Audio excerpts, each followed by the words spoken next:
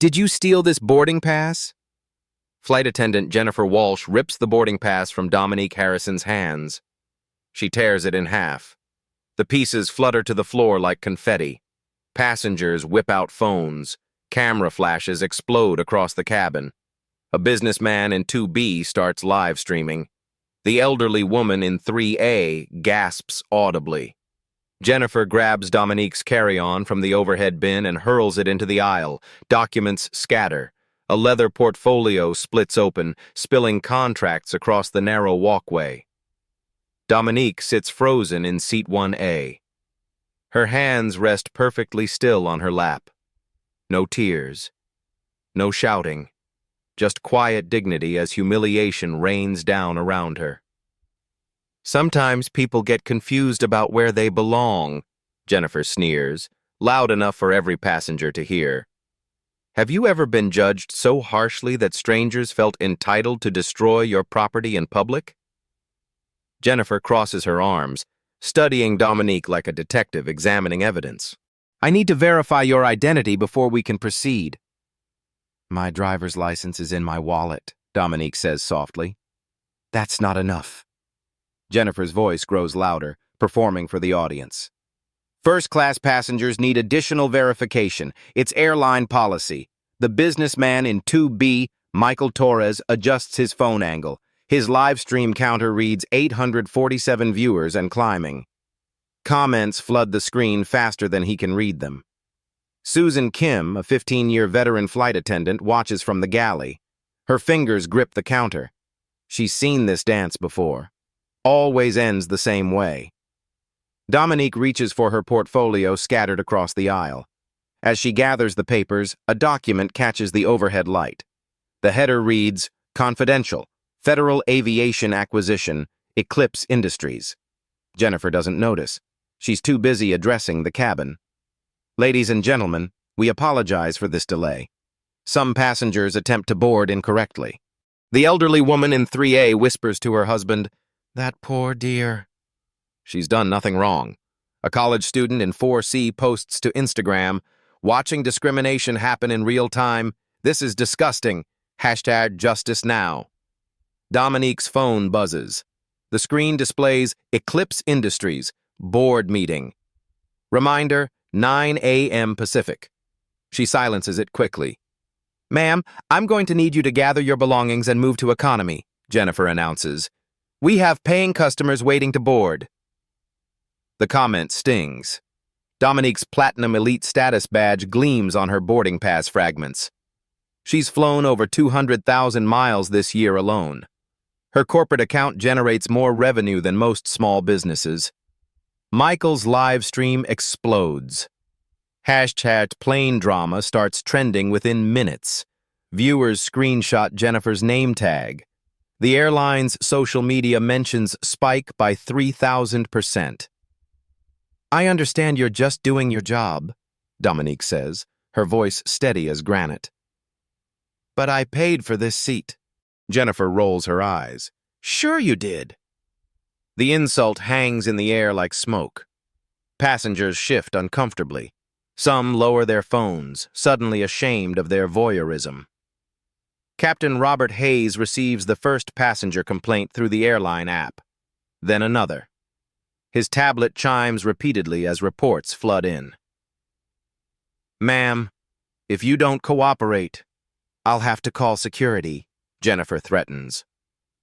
Dominique studies her scattered documents.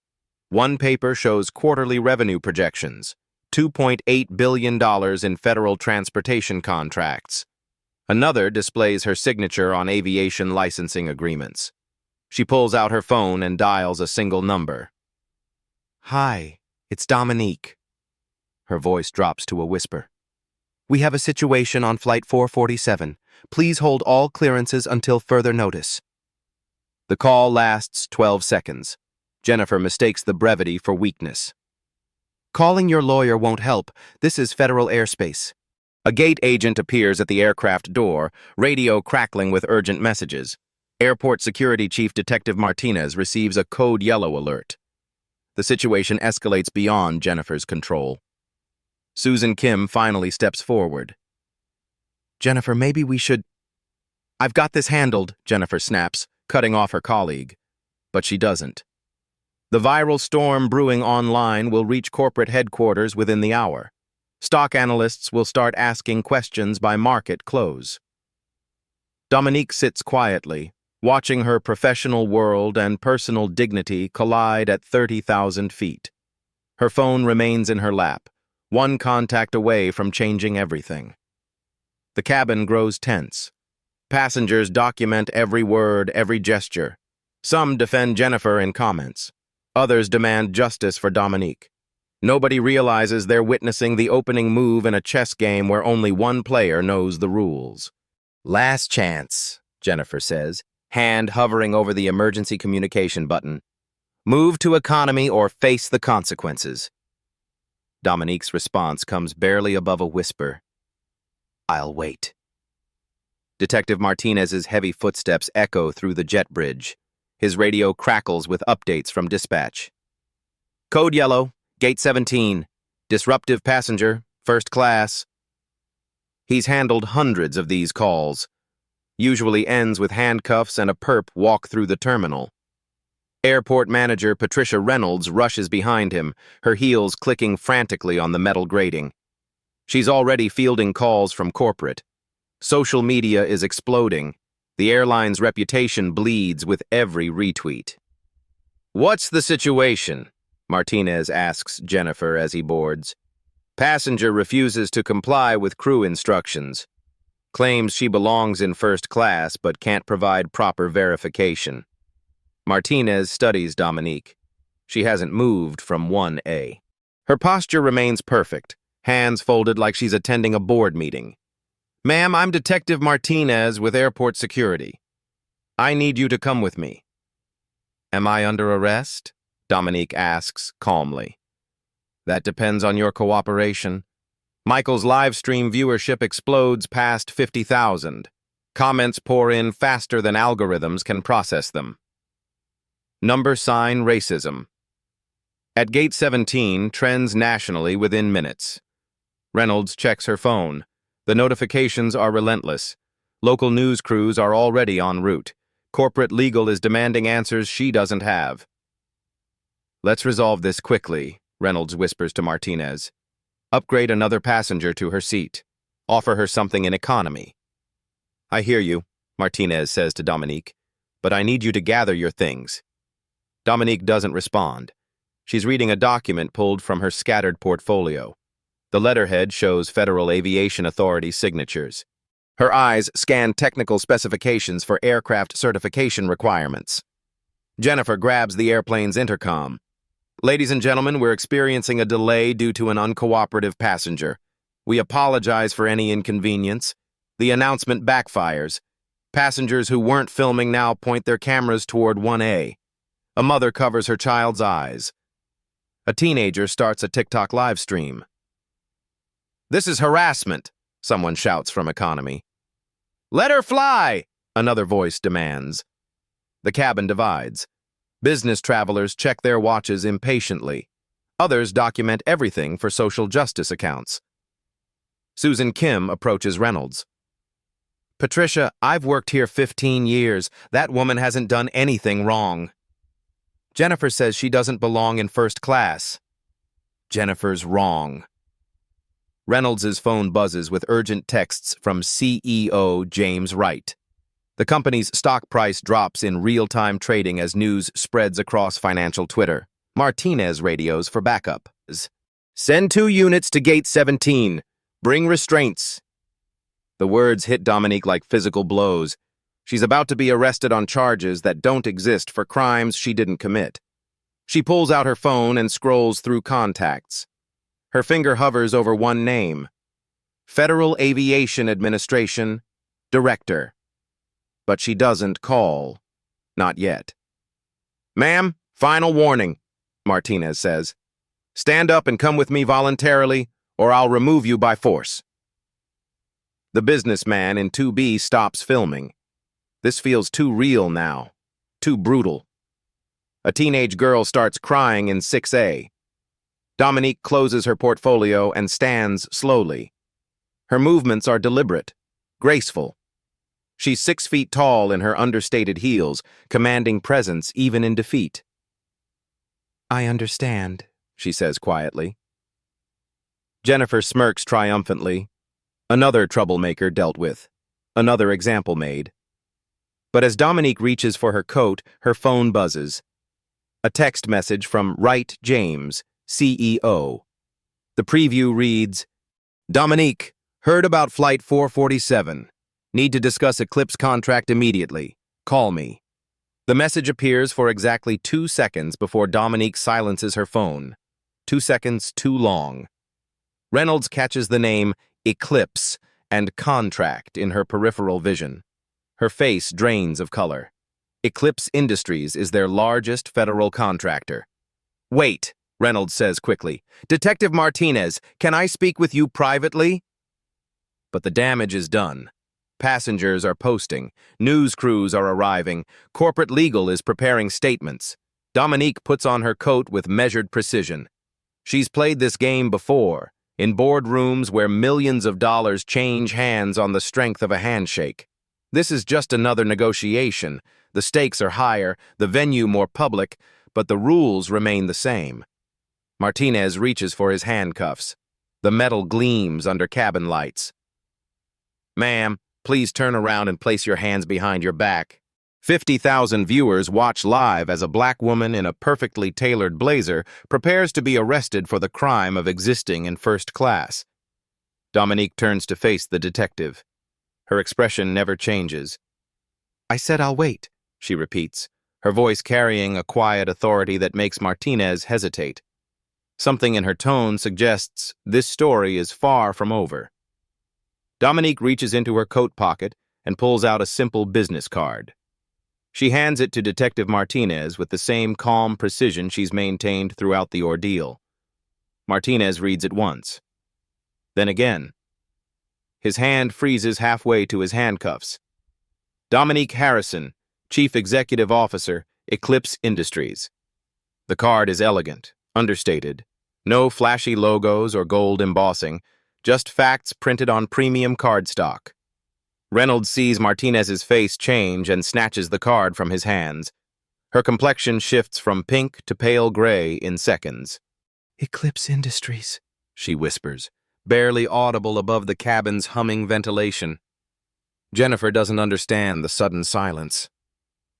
"What's Eclipse Industries? Some made-up company?" Reynolds' voice cracks. "Eclipse Industries owns 73% of Skyline Airways' preferred stock." The cabin falls silent. Michael's live stream chat explodes with confusion. Viewers scramble to Google Eclipse Industries on their phones. Dominique's voice cuts through the quiet like a blade. "Miss Reynolds, I believe you're familiar with our quarterly performance reviews. They're scheduled for tomorrow morning." Jennifer's smirk evaporates. That's impossible." "Is it?" Dominique asks. She pulls out her phone and opens her contact list. The screen displays dozens of entries. FAA Director, Secretary of Transportation, Boeing CEO, Airbus President. She scrolls to Wright James, Skyline CEO, and shows the recent text message thread. The conversation history reveals months of discussions about federal contracts, aviation safety protocols, and industry partnerships. "James Wright has been expecting my call about our $450 million federal transportation contract renewal," Dominique says quietly. "I was flying to Seattle to deliver our decision in person." Reynolds' hands shake as she processes the implications. Eclipse Industries doesn't just own stock in Skyline Airways, they control the federal contracts that keep the airline profitable. Martinez slowly returns his handcuffs to his belt. 30 years of law enforcement taught him to recognize when a situation exceeds his pay grade. "Ma'am, I think there's been a misunderstanding," he says carefully. Susan Kim approaches slowly, her 15 years of experience finally making sense. The quiet confidence, the expensive clothes, the federal documents scattered in the aisle. She should have recognized the signs. Dominique opens her portfolio and retrieves a document that survived Jennifer's earlier assault. The header reads, Federal Aviation Administration, Operating Certificate Renewal. This document requires my signature for Skyline Airways to maintain its commercial operating license, she explains. Without it, every Skyline flight gets grounded by federal order. Jennifer's face turns ashen. You're lying. Section 4.2 of your employee handbook prohibits discrimination based on race, gender, or perceived economic status, Dominique continues, her voice never rising above conversational level. Would you like me to quote it verbatim? She doesn't wait for an answer. Any verified discrimination incident by frontline staff triggers immediate contract review under our partnership agreement, Clause 15.3. Reynolds fumbles for her phone, desperately trying to reach corporate headquarters. This isn't just a customer service failure anymore. This is an existential threat to the company.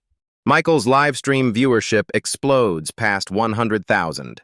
Comments flood in faster than servers can process them. Number sign, Eclipse Industries, trends globally within minutes. The federal government awards Eclipse Industries $2.8 billion annually in transportation consulting contracts, Dominique says, addressing the cameras now. We determine which airlines qualify for federal partnerships. She turns to Jennifer. Your behavior today, witnessed by over 100,000 people, constitutes a discriminatory incident under federal law. Jennifer's knees buckle. She grabs the nearest seat for support. Dominique's phone buzzes with an incoming call. The caller ID reads, Wright James, Skyline CEO. She declines the call without looking at it. He's probably calling about the stock price, she mentions casually. Skyline dropped 4% in after-hours trading once news of this incident reached financial markets. Reynolds finally reaches someone at corporate. Her conversation is frantic, desperate. Words like federal contract and operating license repeat like a mantra. The cabin atmosphere has completely transformed. Passengers who were recording Dominique's humiliation now document her quiet display of institutional power. Dominique picks up the torn boarding pass pieces from the floor. She holds them in her palm like evidence in a courtroom. Jennifer, when you tore up my boarding pass, you destroyed property belonging to a federal contractor, she says. That's a felony under USC Title 18, Section 1361. The legal precision is devastating. Every word carries the weight of federal law. Martinez steps back completely now. This situation requires lawyers, not handcuffs. Susan Kim finally speaks. Jennifer, you need to apologize, right now. But Jennifer is frozen, staring at the business card in Reynolds' trembling hands. The simple cardstock represents power she never imagined. Dominique's phone buzzes again. Another declined call from CEO Wright. I was flying to Seattle for my daughter's law school graduation, she says, her first personal detail of the entire ordeal. But tomorrow's board meeting will now include a comprehensive review of our airline partnerships. The threat is implicit but crystal clear. Eclipse Industries controls Skyline Airways' future, and that future is now in question. Reynolds ends her call and approaches Dominique with the desperation of someone watching their career collapse in real time. Miss Harrison, please. Let's discuss this privately. Dominique checks her watch. Our scheduled meeting is tomorrow at 9 a.m. Pacific. I suggest you prepare thoroughly. She sits back down in seat 1A, the seat Jennifer tried to take from her 30 minutes ago. I'll wait for takeoff, she says, her voice carrying the quiet authority of someone who just revealed they hold all the cards. Reynolds' phone erupts with calls from Skyline Airways headquarters. Each ring brings more desperation, more panic from executives who suddenly understand the magnitude of their crisis. She accepts a call from CEO James Wright. His voice carries across the cabin speaker before she can lower the volume. Patricia, what the hell is happening on Flight 447? Eclipse Industries is our largest federal contractor. If we lose that partnership, Reynolds cuts him off quickly, but damage is done. 100,000 live stream viewers just heard Skyline's CEO admit Eclipse Industries controls their survival. Dominique opens her portfolio and extracts a thick document bound in federal blue covers. The title reads, Partnership Compliance Audit. Skyline Airways Federal Transportation Services. Miss Reynolds, shall we review the numbers? Dominique asks calmly. Her voice carries the same measured tone she uses in congressional hearings. No emotion, just facts that demolish opponents with surgical precision. Eclipse Industries generates $127 million annually in direct revenue for Skyline Airways through our federal employee travel program, she begins. That represents 23% of your total profit margin. Reynolds' hand shakes as she takes notes. These aren't negotiations anymore. This is a financial autopsy.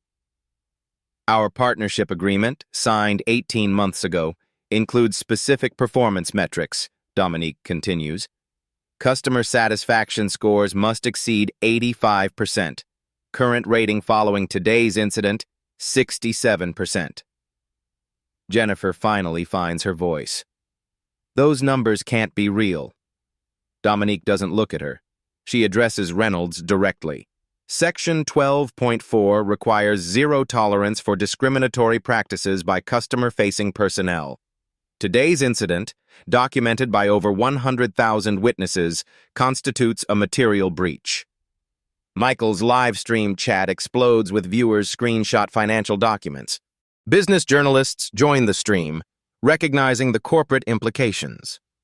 The federal penalty clause for discriminatory violations is outlined in Appendix C, Dominique says, flipping pages with practiced efficiency.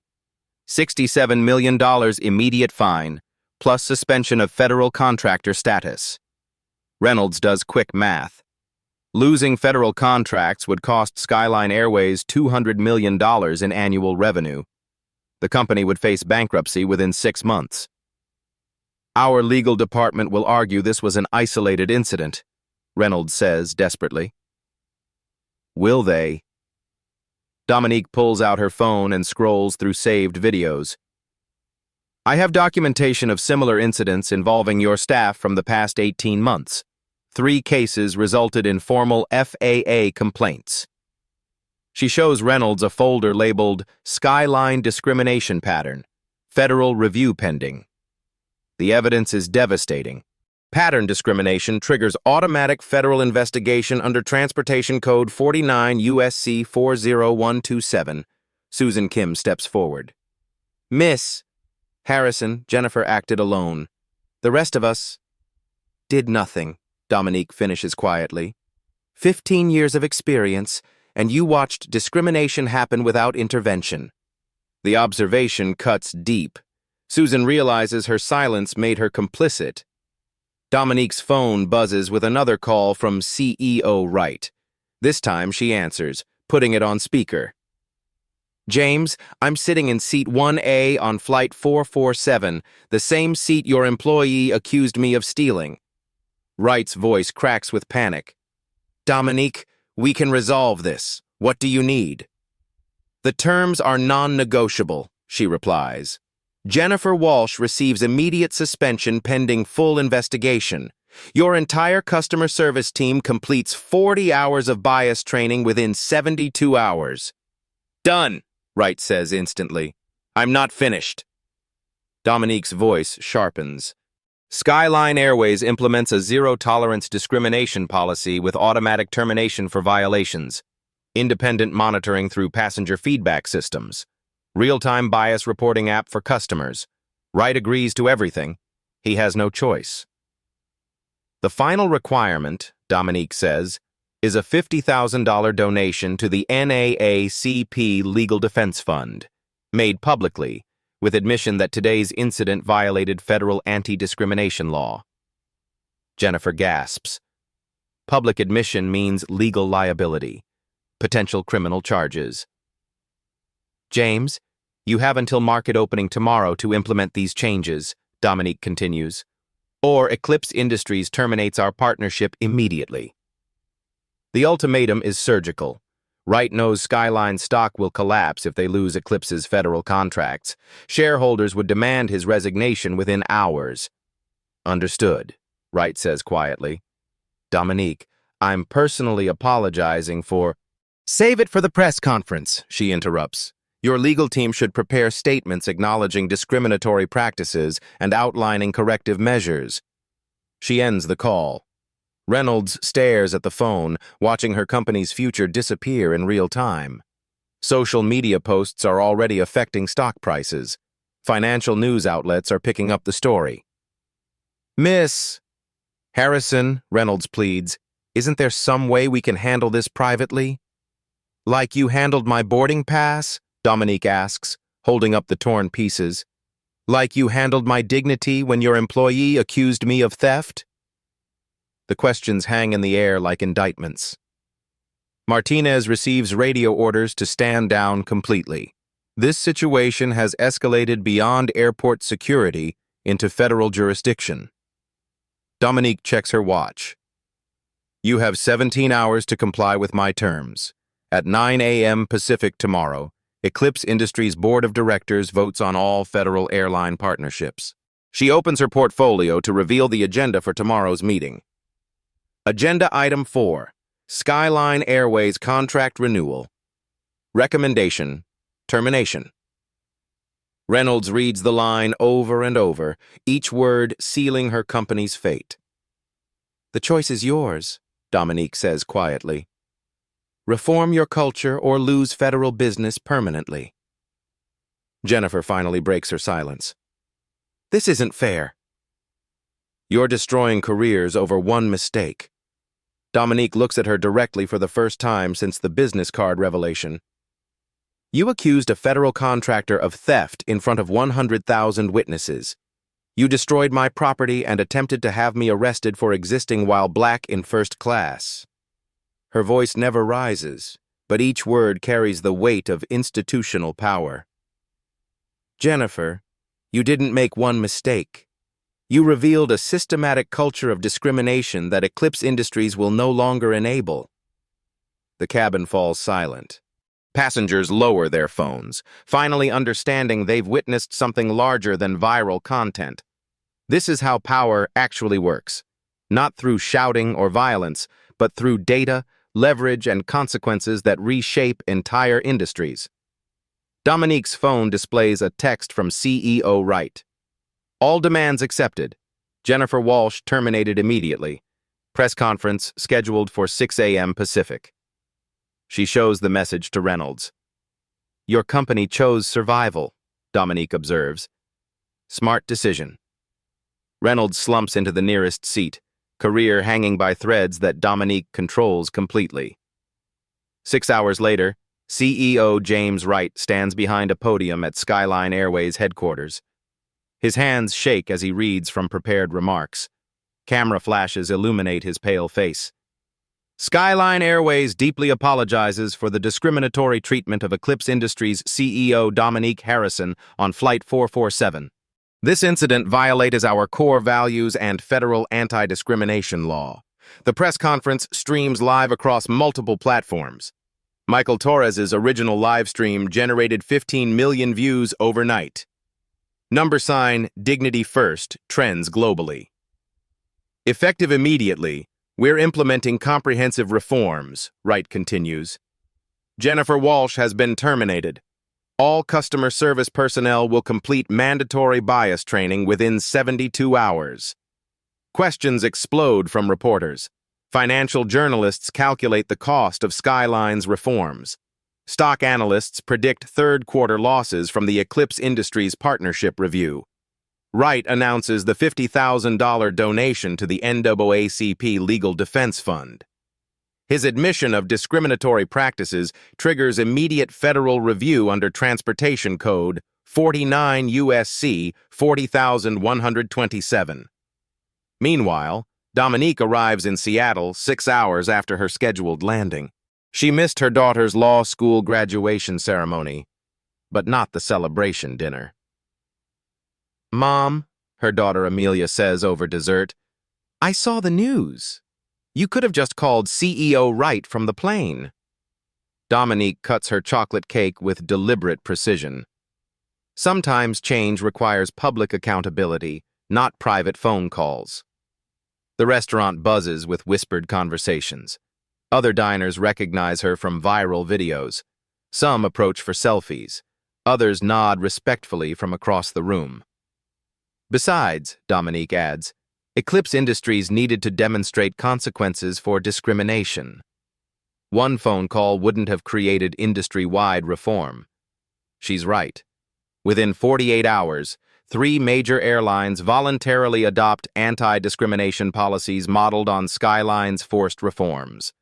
The Federal Aviation Administration announces expanded bias training requirements for all commercial aviation personnel. The Dignity First initiative becomes industry standard.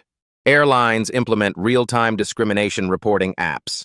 Passenger feedback systems include bias incident tracking.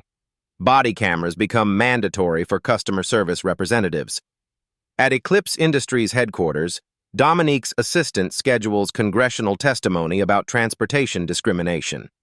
The Department of Transportation requests her expertise on federal contractor accountability standards. Jennifer Walsh faces federal charges for property destruction and civil rights violations. Her termination becomes a case study in business schools across the country. The viral video of her tearing Dominique's boarding pass generates textbook chapters on corporate liability. Detective Martinez receives commendation for de-escalating a federal jurisdiction incident. His report becomes training material for airport security nationwide. The handcuffs he almost used are displayed in his office as a reminder that power takes many forms. Susan Kim enrolls in diversity leadership programs. Her 15 years of silent complicity motivate her advocacy for bystander intervention training. She testifies before the Federal Aviation Administration about systemic discrimination in commercial aviation. Patricia Reynolds keeps her job but loses her promotion prospects. Skyline Airways Board of Directors demotes her to regional management. She spends 2 years rebuilding customer satisfaction scores to federal compliance standards. Michael Torres parlays his live stream fame into documentary filmmaking. His 90-minute film, Seat 1A, How One Business Card Changed Aviation, wins 3 journalism awards. The streaming rights generate enough revenue to fund his college education. 6 months later, Skyline Airways customer satisfaction scores reach 91%, exceeding federal requirements. Discrimination complaints drop 89% company-wide. Employee bias training becomes a model for other transportation companies. The Harrison Standard enters corporate compliance vocabulary. Companies across industries adopt Eclipse Industries' zero-tolerance discrimination policies. Business schools require case study analysis of Dominique's strategic response. Federal contractors implement independent monitoring systems for bias incidents. The Department of Transportation mandates quarterly discrimination reporting for all airlines receiving federal partnerships. Eclipse Industries renews Skyline Airways' federal contract with probationary status. The partnership agreement includes monthly bias audits and automatic termination clauses for future violations. Dominique's congressional testimony leads to the Aviation Dignity Act, requiring federal anti-discrimination training for all transportation personnel. The legislation passes with bipartisan support and presidential signing.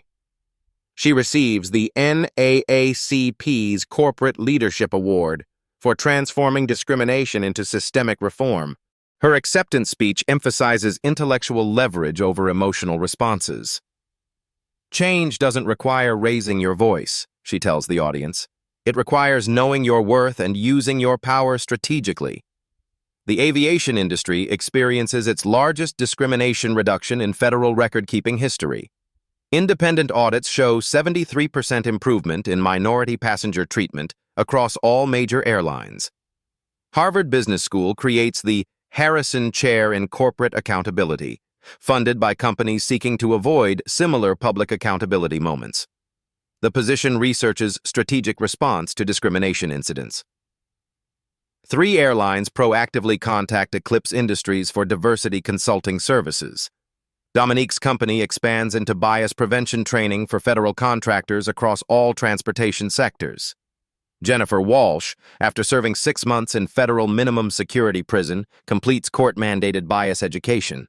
She becomes an advocate for systemic discrimination recognition, speaking at corporate training seminars about implicit bias consequences.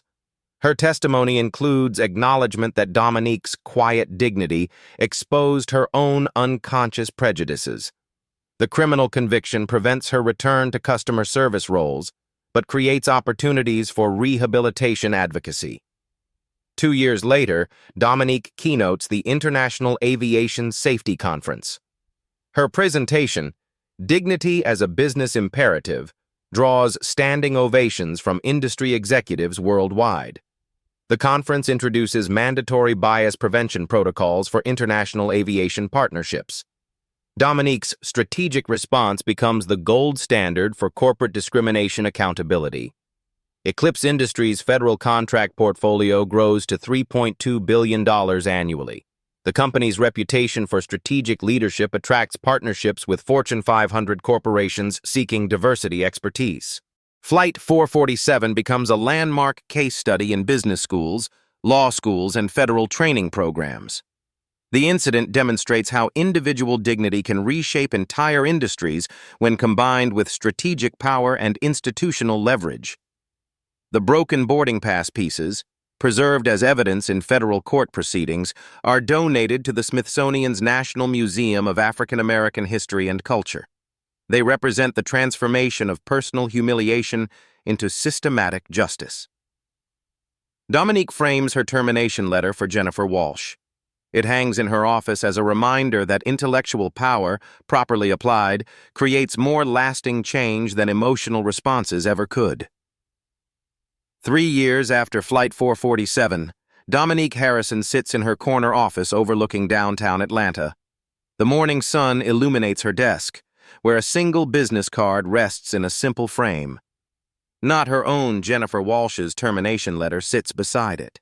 These artifacts remind her daily that dignity isn't given by others. It's something you never surrender, even when the world tries to strip it away. The numbers tell her story better than words ever could. Eclipse Industries now manages $4.1 billion in federal transportation contracts. The Harrison Standard guides corporate accountability policies across 17 industries. Flight 447's viral documentation created a blueprint for strategic resistance that Harvard Business School teaches as required curriculum. "Mom, the documentary premiere is tonight," her daughter Amelia calls from the doorway. She's now a civil rights attorney, inspired by watching her mother transform humiliation into industry-wide reform through intellectual precision rather than emotional reaction. Michael Torres' film, Dignity at 30,000 Feet, will stream globally tonight. His original live stream sparked a movement, but the real change came from Dominique's quiet mastery of leverage and consequences. The phone buzzes. CEO Wright from Skyline Airways appears on her calendar for their monthly partnership review. His company survived Eclipse's ultimatum by embracing reform rather than fighting accountability. Smart choice. The discrimination incident reports just came in, her assistant announces. Aviation industry is down 91% from pre-flight 447 levels. Transportation overall shows 78% improvement. Numbers that represent real people who no longer face the humiliation she endured. Black stories matter because they become life stories that create touching stories of systemic change.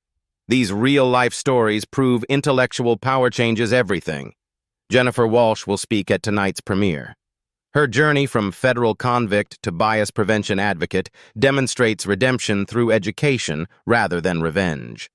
Dominique recommended her for early parole after completing advanced bias training. "Forgiveness isn't about forgetting," Dominique often says. "It's about ensuring systematic change prevents future harm." The Federal Aviation Administration just announced new international partnerships based on the Harrison Standard. Discrimination training becomes mandatory for all global aviation personnel by year end. Susan Kim runs the program. Her transformation from silent bystander to diversity leadership created training modules used by 43 countries. 15 years of complicity motivated 20 years of advocacy. Patricia Reynolds requested transfer to Eclipse Industries' compliance division. She spent 3 years rebuilding her reputation through measurable bias reduction initiatives. Dominique hired her based on demonstrated commitment to change, not punishment for past failures. Detective Martinez teaches de-escalation techniques at federal law enforcement academies. His handcuffs remain displayed in his office, never used on Flight 447, symbolizing restraint over reaction. Power doesn't corrupt, he tells trainees, but assumptions about power create the conditions for injustice. Always verify before you act. The broken boarding pass pieces attract millions of visitors annually at the Smithsonian. Children ask their parents why someone would tear up another person's ticket. Parents use the exhibit to teach dignity, strategic thinking, and institutional change. Business schools worldwide require Flight 447 case study analysis for graduation. Students learn that emotional intelligence includes knowing when intellectual leverage creates more lasting change than immediate satisfaction. Eclipse Industries' stock price quadrupled since the incident. Investors recognize that principled leadership during crisis creates sustainable competitive advantage. The Harrison Standard becomes as valuable as any federal contract. The market rewards consistency, Dominique explains to business journalists. Companies that demonstrate authentic commitment to dignity attract better partners, superior talent, and loyal customers. International corporations contact Eclipse Industries for bias prevention consulting.